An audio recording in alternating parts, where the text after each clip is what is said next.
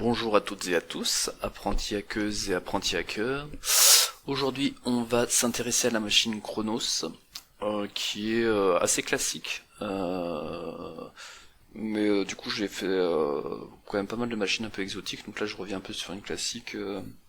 Et peut-être d'ailleurs un peu plus facile que les quelques précédentes vidéos où le niveau était un petit peu au-dessus, même si on n'a pas encore fait des machines super dures. Et en fait, quand j'ai vu le nom de la machine, ChronoS, je me suis douté qu'il fallait jouer avec Cron. Donc, comme le dit le nom de la machine, on va jouer avec des tâches planifiées à un moment ou à un autre. Du coup, on commence par le classique Nmap. Et comme d'habitude, je change un peu les flags parce que je suis joueur.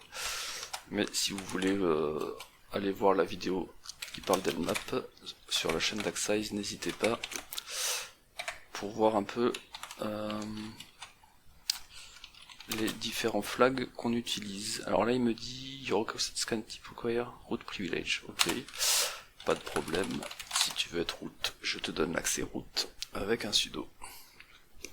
Et comme à chaque fois, je vais faire une pause, comme ça vous n'avez pas à attendre le résultat du scan Nmap. Et voilà. Alors nous avons 3 ports ouverts, 22, 53, 80. Un peu comme d'habitude, à part le 53 qui est pas si courant que ça. Donc on a les versions associées OpenSSH, Bind et donc Apache. D'ailleurs qui est pas tout jeune.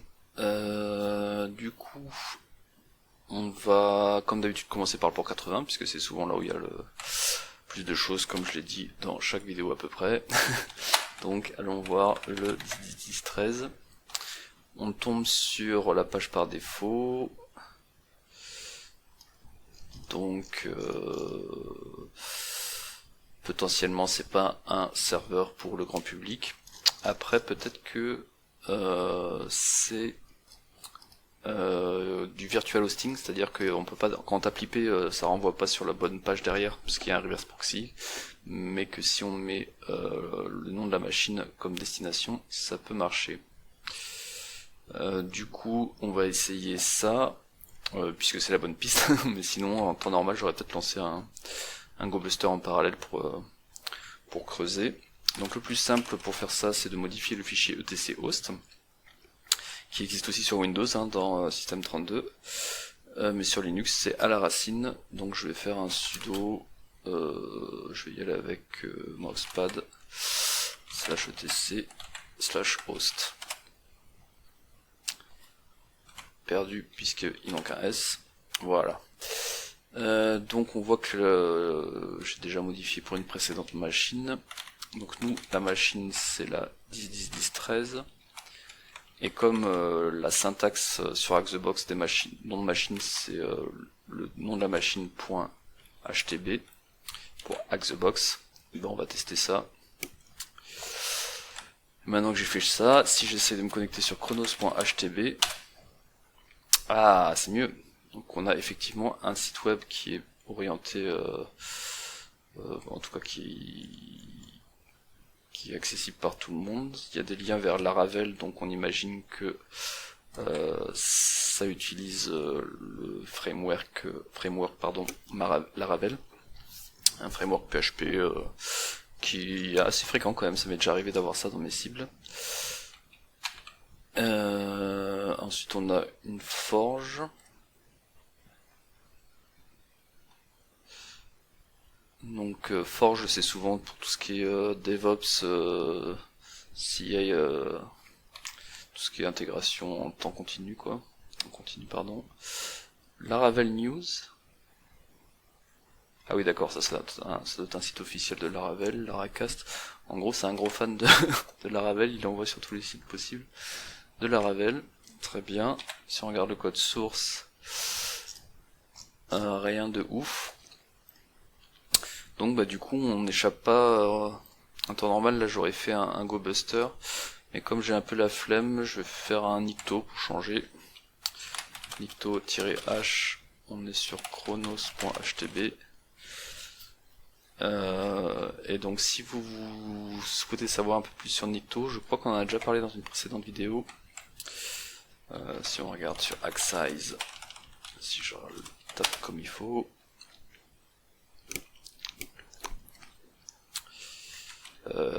Nikto. Ouais, bah c'est sur pfSense, donc sur la machine Sense où on a déjà parlé de Nikto.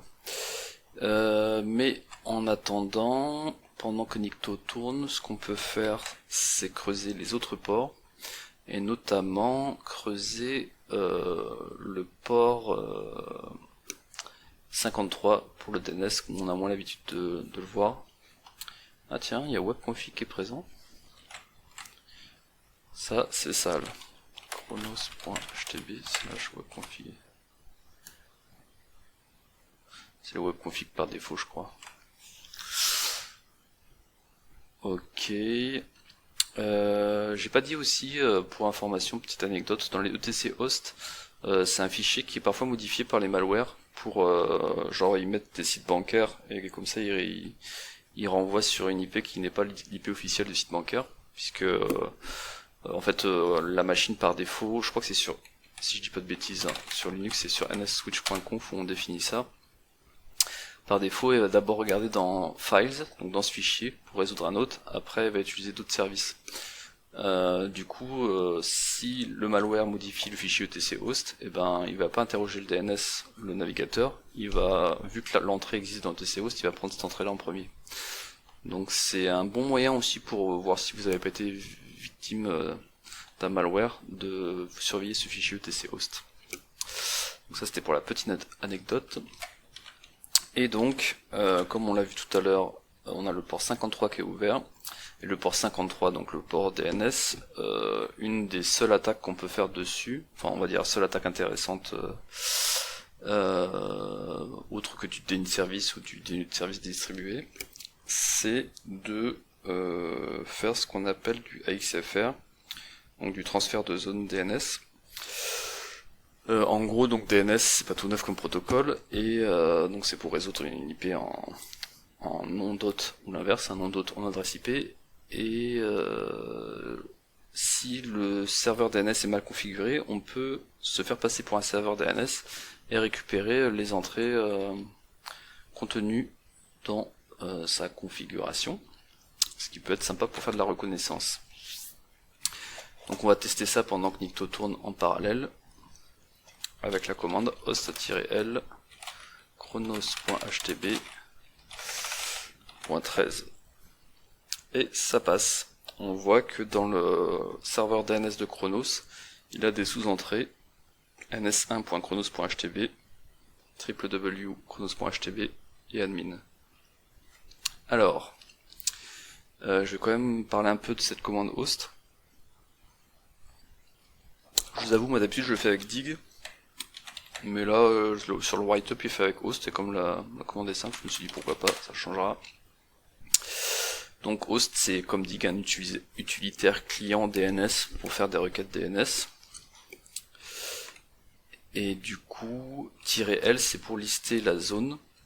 Et donc il fait le fameux transfert de zone DNS, s'il peut, évidemment, s'il est autorisé. Et il affiche tout ce qu'il peut. Donc là on n'a que des entrées NS si je dis pas de bêtises. Name server.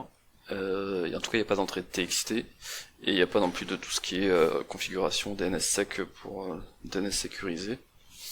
Mais bon, là en tout cas ce qui nous intéresse c'est que grâce à ce transfert de zone DNS, on a trois nouveaux noms d'hôtes à tester pour voir si par hasard il renverrait pas autre chose que le site qu'on a vu. Le premier ne fonctionne pas, ce qui est bizarre parce que ça semble pourtant être celui du site web.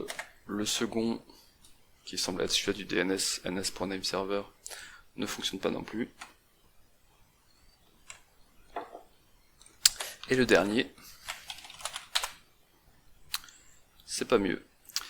Et tout cela ne fonctionne pas, pourquoi? Parce que comme un con, j'ai pas mis l'entrée dans etc host. Donc je vais récupérer la fenêtre en haut à gauche, puisque le scan Nikto est terminé, et nous a rien trouvé de sensationnel à part des icônes et du CSS, et que Apache n'est pas à jour.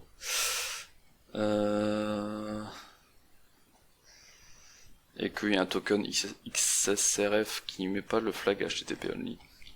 C'est pas bien. Et je relance mon mousepad sur etc host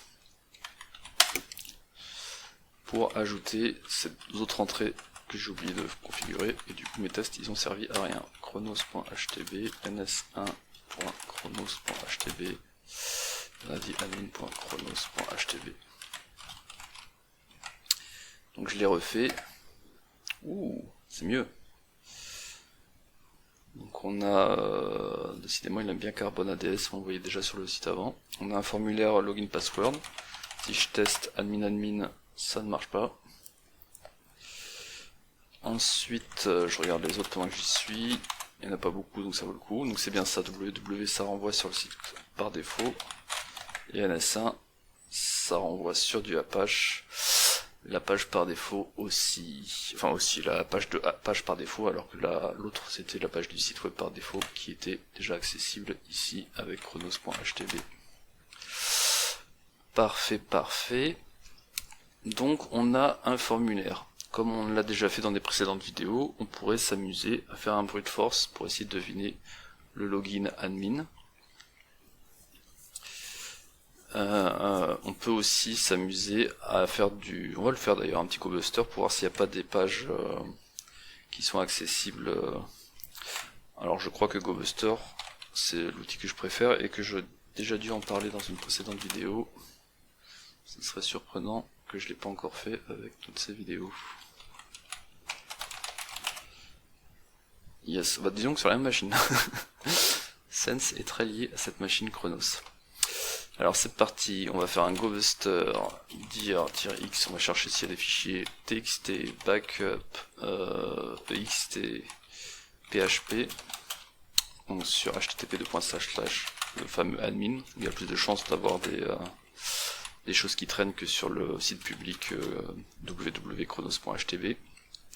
Et je vais utiliser la word list dirbuster. Laquelle de dirbuster? Directory list. Alors est-ce qu'il prend en charge? Déjà, est-ce que ça c'est index.php? Yes. Et si je mets index.php, il prend pas en compte, enfin il prend justement en compte la casse, donc je peux pas mettre celle qui est en lowercase, il faut que je mette celle qui est en calé de casse. Bim. Et c'est parti. On trouve déjà des choses. Welcome.php, on est sur admin, faut pas que je me gourre. Voilà, si je fais index.php, j'imagine que c'est la même. C'est la même. Si je mets welcome.php, ça renvoie sur l'invite de commande. Logout.php, j'imagine que c'est pour se déloguer. Donc normal, ça renvoie sur le formulaire. Config.php. Ah, ça c'est cool, donc c'est sûrement un fichier PHP de configuration, mais vu qu'il est exécuté côté serveur, on voit pas la source. On va le laisser tourner.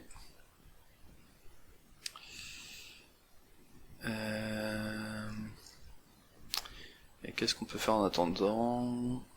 Ah oui, je vais vous parler un peu de curl. Alors curl, c'est un outil, donc un binaire sur Linux qui permet d'être un client pour aller chercher des pages web en ligne de commande. Donc un client web assez ancien et on voit que RFC 3986, ah ouais non ça c'est le RFC de l'URL pardon. Et du coup à une époque on utilisait juste ça pour hacker les sites, c'est-à-dire qu'on n'utilisait même pas le navigateur web. Maintenant c'est devenu tellement complexe les sites web avec des pages web dynamiques etc que c'est plus complexe de faire tout avec curl. Mais c'est vachement utilisé aujourd'hui avec les API, puisque curl permet de jouer facilement avec les API. Donc nous ce qu'on va faire, c'est bon déjà la syntaxe de curl c'est tout bête, hein. Je fais curl http min.chronos.htb, bim, il va me chercher, donc il va interroger le site web et il m'affiche le code source qui répond. Donc pourquoi je vous parle de ça? Parce que on peut aussi faire donc ce qu'on faisait à l'ancienne, c'est-à-dire là je peux mettre session.php que vient de trouver GoBuster, et je vois que ça répond rien, tout comme config.php, on a vu que ça répondait rien, alors que si je mets welcome.php, ça me met... Oh! Ça me met un truc à rien à voir avec quand on l'a testé là. C'est bizarre ça. Qu'est-ce qui se passe qui fait que quand je suis avec curl ça affiche ça? Alors soit il regarde le user agent, soit il y a une redirection. Donc pour vérifier ça, on va lancer le fameux burp, dont j'ai déjà parlé longuement dans une précédente vidéo. Donc l'usine à gaz qui sert tout le temps dès qu'il y a du web.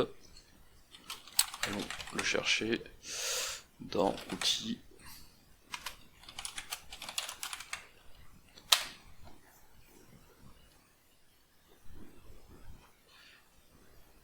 Alors par contre ce que je vais faire c'est que je vais couper hack the box pour éviter d'avoir trop de flux qui passe par burp. Pas le VPN hein, évidemment, le site web. Si je coupe le VPN je vais avoir du mal à attaquer. J'ai pas mis à jour, pas de soucis, je ferai ça plus tard. Merde. Non, je voulais pas faire update now. Fail to open, oui. T'inquiète. Next. Start.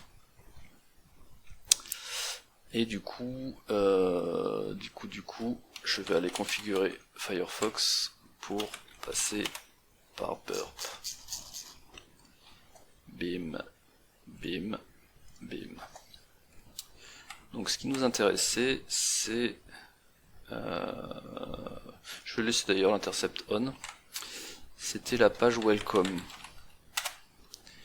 Et on voit que donc je fais mon get. Et après il y a bien un get sur index. Donc si on regarde plus en détail, je vais virer l'intercept. Pack.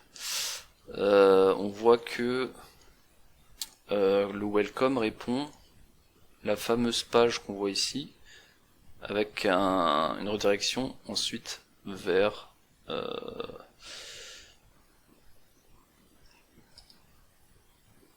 index.php. Ça on voit où précisément? 302 found location, voilà il est là, index.php. Donc c'est pas très réaliste pour le coup, je vois pas trop quel serait l'intérêt, ou alors le code est chelou, pourquoi pas. En tout cas ce qui est intéressant c'est que donc là on est sur une page où on est censé être authentifié, parce qu'il y a un signe out, et apparemment sans être authentifié on y a accès quand même. Et on voit qu'en plus c'est une page qui permet de faire donc des espèces d'outils web, on peut faire du traceroute et du ping. Donc c'est particulièrement intéressant.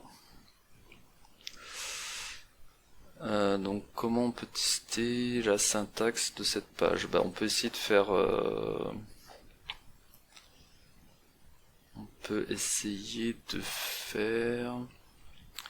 Je vais envoyer, pas la réponse, la requête. Ça, je l'envoie, CTRL R, je l'envoie dans le repeater, CTRL SHIFT R, je rentre dans repeater. Et donc on voyait que c'est utilisé, si je vais mettre le code ici. On voit que le code utilise du post, donc je transforme la requête en post. Et ensuite on voit que le code peut mettre traceroute ou ping dans commande, et après on met une valeur dans host. Donc je vais essayer de mettre commande égale ping et host, donc celle qui est là, égale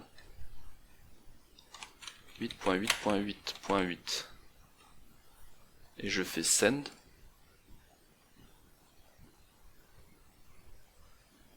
Et on n'a pas de réponse.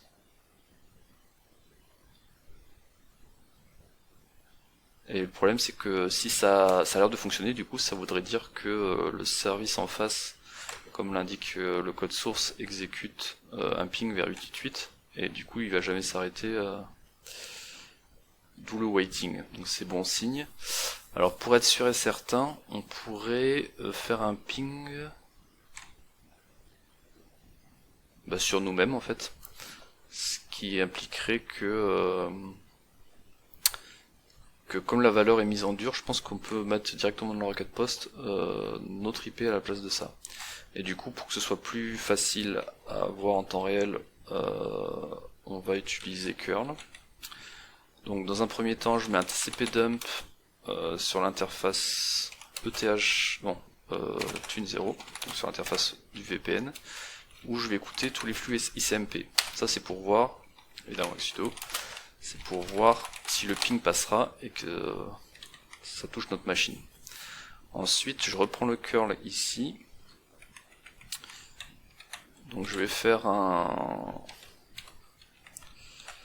fait man curl. Je vais faire un -d qui correspond. Ah vache, il y a vachement d'options. C'est vrai que c'est une usine à gaz curl aussi, on peut faire un paquet de trucs. Je vais faire comme ça. Putain, il y a plein de -d. Oh, ouais.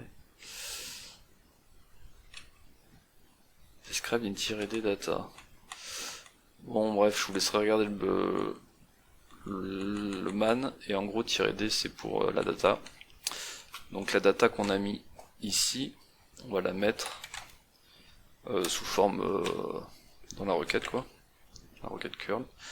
Il n'a pas l'air d'accord, qu'est-ce qui lui va pas? C'est pas URL, il n'y a pas CTRL-C sur... Si, CTRL-C il a marché, CTRL-V. Ok, j'avais dû rater le copier-coller. Et donc je remplace juste le 8.8.8.8 par notre IP à nous, qui est 10, 14, 18. Donc je peux très bien le faire aussi sur burp. Hein. Là c'est juste que j'utilise curl, et je fais deux étapes d'un coup, j'utilise curl et au passage je modifie. Et on voit que parfait, ça fonctionne bien, ça exécute bien le ping vers notre machine. Je peux même pas l'arrêter d'ailleurs puisque je l'ai exécuté côté serveur, donc tant pis. Donc c'est bon, on peut effectivement exécuter la commande ping ou traceroute sur le serveur. Reste à savoir si on peut exécuter d'autres commandes. Le problème c'est que si j'exécute par exemple un ls, donc par exemple au lieu de faire un ping je mets ls, et host on va laisser ça. Le truc c'est que je vais pas voir la sortie, donc j'en sais rien si elle est passée ou pas. Par contre, ce que je peux faire, c'est un NC. Donc c'est-à-dire ou un slip. Non mais le slip c'est pas pratique non plus. Donc slip ça serait sur utiliser le temps pour voir si la requête passe bien. NC c'est encore mieux parce que c'est ce qu'on veut à la cible, ça nous permettrait de faire un reverse shell. Mais ça nécessite que NC soit installé sur la cible, ça on le sait pas, on peut le tester à l'aveugle. Et ensuite je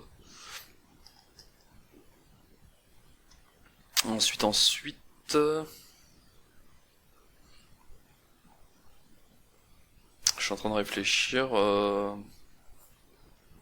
Si on va le tester à l'aveugle, ça coûte rien. Allez. Par contre, on sait pas comment spécifier deux arguments, c'est ça le problème. Parce que si je remplace ls par nc et host, il faut aussi que je spécifie un port. Donc là par exemple on va écouter sur le port 888. 8. Et du coup on sait pas trop.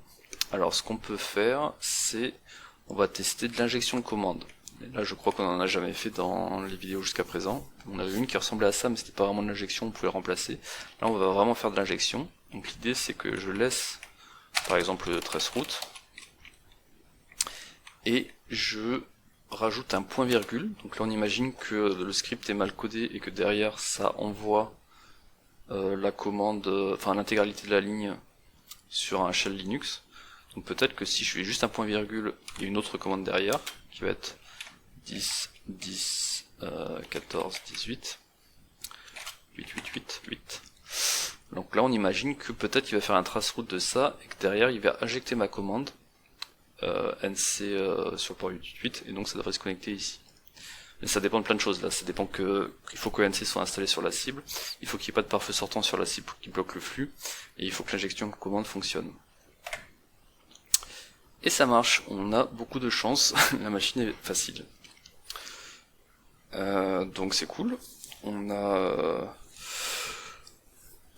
l'injection de commande qui fonctionne, il reste plus qu'à avoir un shell, donc je relance le NC en écoute, et là je rajoute un -e //, et ça ne marche pas. Donc ça va pas être aussi simple que ça pour avoir un reverse shell. Pourquoi ça marche pas? Potentiellement parce que la version de NC n'autorise pas le -e, donc il n'y a pas le bin sh. Du coup, la solution qu'on peut adopter, c'est on va prendre un reverse shell PHP. Donc si je vais sur je vais dire plus besoin de passer par burp. Si je vais sur Pentest Monkey, je sais plus si j'ai déjà montré celui-là. Donc il y a un site web assez ancien, mais qui sert encore aujourd'hui. Moi j'aurais dû cliquer là, où il y a plein de reverse shell. C'est notamment là où il y a un des reverse shell qui est dans Kali provient de ce site, le reverse shell PHP. Et du coup là on voit donc différentes lignes pour faire du reverse shell. Et donc là on va utiliser le PHP parce que comme le serveur tourne en PHP, on est sûr que PHP est installé.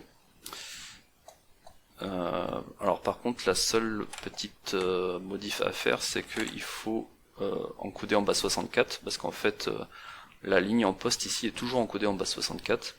Donc je vais prendre le décodeur, je remplace ce qu'on appelait sur le site web de Pentest Monkey par mes valeurs à moi, c'est-à-dire mon IP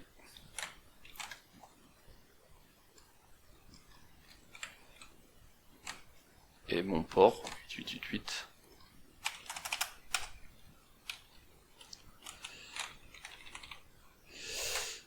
J'ai fait sauter la virgule, il faut faire attention à bien la laisser.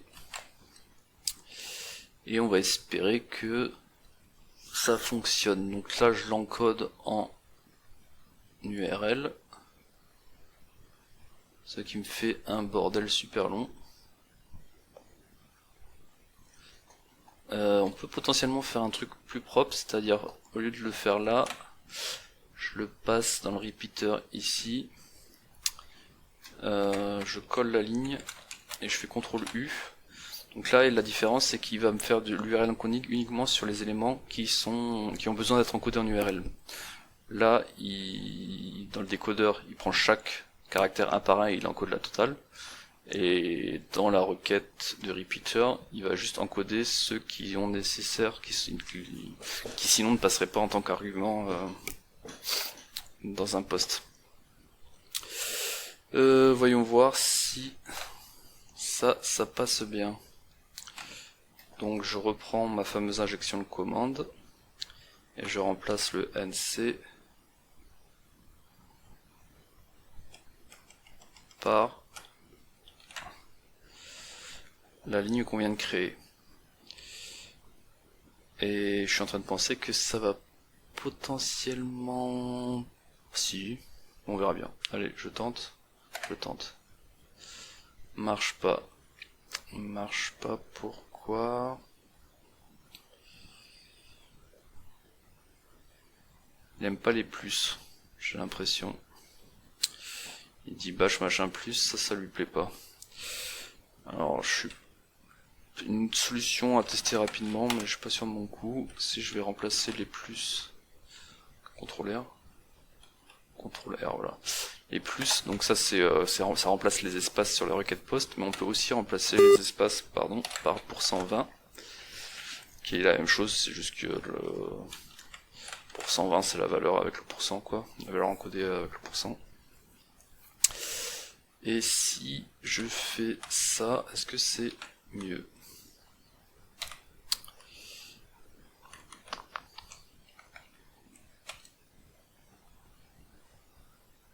j'efface ma tentative échouée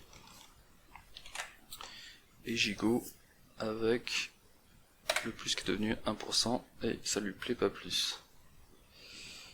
Ça ne lui plaît pas plus. Pourquoi?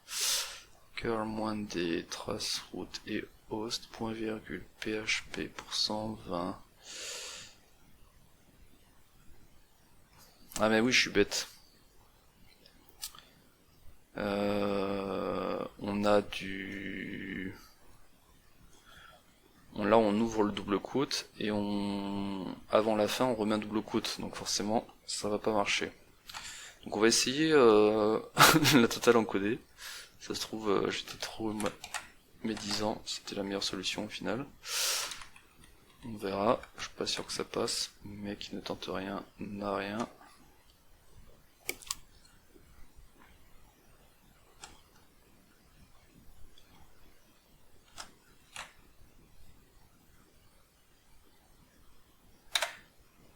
Ah ouais, ça passe. Du coup, là, c'est chaque caractère a été encodé en URL et à la base, on a fait cette commande-là sur Linux, sur le bash Linux, qui donc lance un shell avec du PHP. Enfin, utilise l'interface PHP pour faire du shell.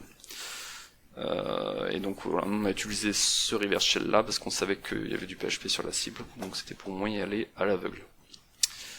Et donc victoire, on a un reverse shell présent sur la cible grâce à ça. Je rappelle que NC qu'on a utilisé dans un premier temps et qu'on a utilisé pour vérifier que la connexion était up, c'est juste un socket. Hein. En gros, si on fait man NC TCP/IP Swiss Army Knife, ouais c'est pas faux. Donc c'est netcat, et netcat c'est en gros ouvrir un socket qui nous permet de jouer avec les sockets facilement. C'est pour ça qu'on voit vraiment très souvent quand on hack une machine. J'ai déjà parlé d'ailleurs sur une machine du anc.exe qui sert beaucoup sur Windows. Donc celui-là il faut bien apprendre à le maîtriser en écoute, vous pourriez émettre des choses pour mettre un -v pour voir être un plus verbeux, etc. C'est un outil indispensable pour le hacking. Voilà, j'arrête de faire la pub pour ce netcat et on va voir si on a accès au flag. On tombe donc sur le répertoire admin et j'imagine que le flag il est dans /home, il n'y a qu'un utilisateur qui s'appelle Noulis et le flag est là, donc je peux faire un cat user.txt. Je vous l'affiche pas pour que vous le fassiez vous-même. Parfait, on a le premier flag utilisateur. Maintenant ce qu'on veut c'est le second flag qui doit être celui-là. Mais on n'y a pas encore accès puisque on tourne avec les droits de www.data du serveur web et le second flag root est lisible uniquement par root.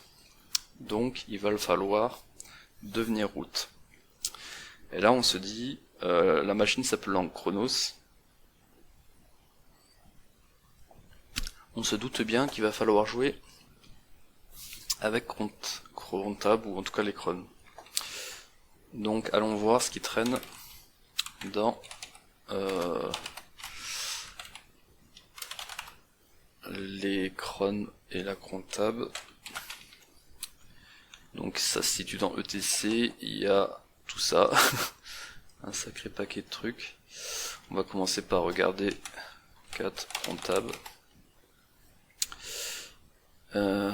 Alors, qu'est-ce qu'il nous met? On a pas mal de tâches planifiées, ça c'est les classiques qui font fonctionner Anacron. Et on a celle-là qui est par contre pas du tout classique,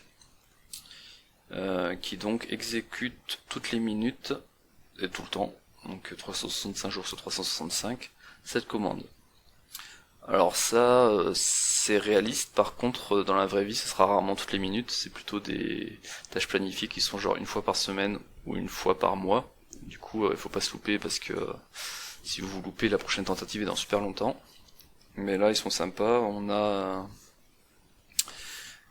on a la chance d'être que ce soit exécuté chaque minute, donc si on se loupe, on a juste à attendre une minute de plus pour avoir une nouvelle tentative fonctionnelle. Donc qu'est-ce qu'il fait toutes les minutes? Il lance un script PHP qui semble être donc ce fichier. En paramètre, il met schedule run, donc ça doit être un paramètre qui doit fonctionner pour ce fichier. Et la sortie, il l'envoie sur dev-nul pour pas que ce soit écrit nulle part. Et la sortie erreur, par contre, il l'affiche sur l'écran, la sortie standard. Ok. Alors, en quoi on peut utiliser ça? Déjà, voyons voir ce fichier. À quoi il ressemble? C'est effectivement de l'ASCII. J'imagine que c'est du code PHP. Et on y a bien accès en lecture. Et ça ressemble en effet à du Laravel. Alors du coup, est-ce qu'on y a accès en écriture? Vu qu'on y a accès en lecture. Non. Ah si, www.data, on y a accès en écriture. Ah bah voilà, easy. Il suffit de écrire ce qu'on veut là-dedans, et ce sera exécuté. Du coup, bah, on va pas se faire chier, c'est-à-dire que on va récupérer la fameuse commande qu'on a fait là. On va juste changer le port, genre on va mettre 9999. Je mets un truc en écoute ici, nc-nlvp 9999. Et j'ai plus qu'à... alors c'est pas si simple que ça, puisqu'il faut que je fasse... Je vais le faire, je vais le faire là. Je vais faire un echo. J'écris un fichier PHP, donc machin PHP. Ensuite, donc ça j'enlève. Ça aussi j'enlève. Soc, machin, tout ça, donc ça c'est le code PHP, on ne touche pas. Et on met la balise de fin de PHP. Voilà, donc on écrit cette ligne. Et cette ligne là, on l'écrit dans le fameux fichier qu'on veut écraser, c'est-à-dire ma souris en peut plus quoi. Hop. Celui-là.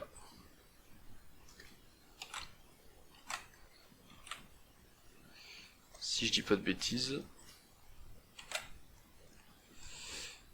on doit être pas mal si je balance cette commande.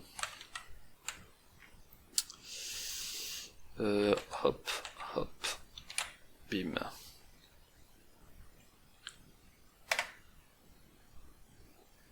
Du coup, normalement, il y a juste à attendre une minute. Et la tâche planifiée va donc lancer PHP ce code.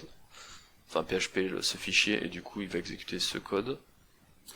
Et en théorie, du coup, ça devrait faire popper un shell ici. Et comme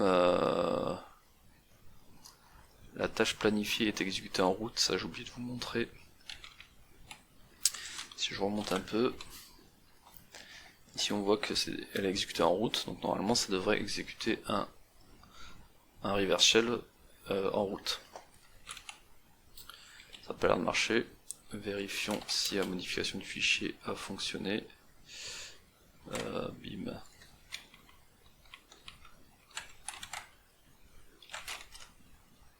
Que dalle. J'ai oublié de mettre le chevron. Ça risquait pas de marcher. Non, c'est dans l'autre sens. Voilà. Donc je la refais.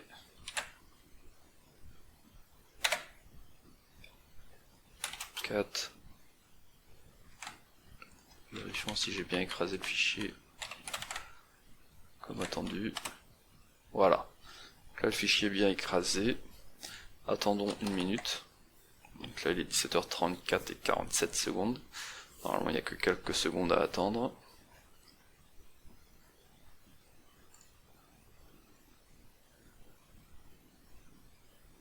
Et bim, le shell arrive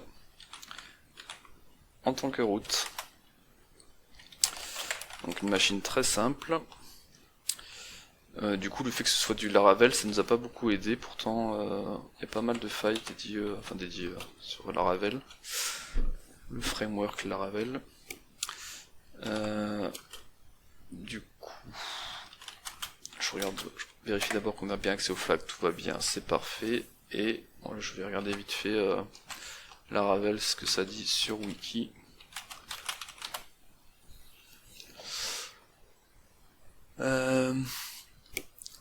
Free Open Source PHP Framework, blablabla. Ah ouais, voilà, c'est parce que c'est du MVC. Il est basé sur Symfony, ok.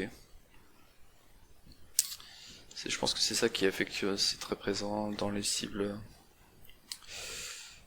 MVC c'est pas mal, hein, ça enlève d'autres problématiques, mais bon, finalement on n'a pas trop besoin de creuser ce point sur Laravel, puisque la faille était dans les tâches planifiées. J'en profite pour vous parler un peu de Mitre. Pour cela, je vais utiliser le médium de The Notebook. Voilà, donc c'est une française qui bosse à Sequoia, Barbara Louis-Sidney, qui a publié un article sympa sur Mitre. Donc Mitre, on en parle beaucoup chez les clients, hein, c'est un truc qui est bien d'actualité. Et donc c'est un framework qui permet de modéliser les attaques en fonction des différentes étapes de la cyber kill chain, on va dire, développée. Et ça permet de, je vous laisse lire l'article, mais laisserai lire l'article, mais je le mettrai en commentaire dans la vidéo, en dessous de la vidéo, mais c'est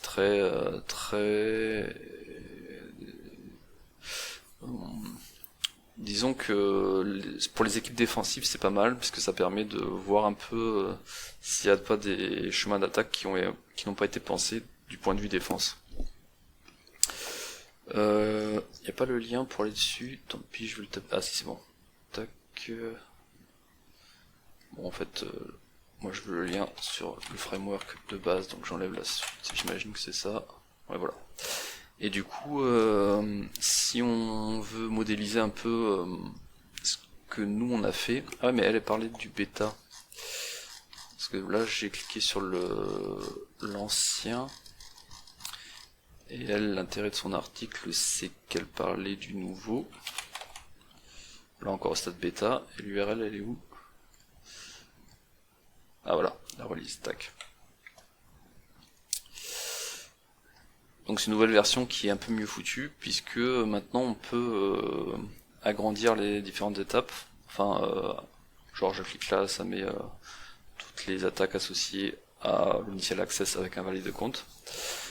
Du coup, si on prend la machine qu'on vient de poner, pourquoi on a pu la poner? Parce que l'application externe était, il y avait un exploit dessus, on pouvait faire de la commande injection. Donc on a commencé à la poner avec ça, exploit public facing application.